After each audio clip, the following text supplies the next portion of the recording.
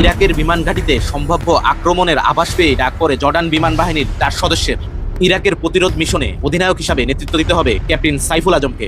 লক্ষ্য পশ্চিম ইরাকের S3 এবং আল ওয়ালিদ বিমান ঘাঁটিগুলোকে ইসরায়েলি আক্রমণের হাত থেকে রক্ষা করা। 7 জুন 1967 সকালবেলায় ইরাকের আকাশসীমায় ঢুকে পড়েছে ইসরায়েলের 4টি ভেটারো বোম্বার এবং 2টি মেরিস 3C ফাইটার জেট। তাদের লক্ষ্য ইরাকের S3 বিমান ঘাঁটি।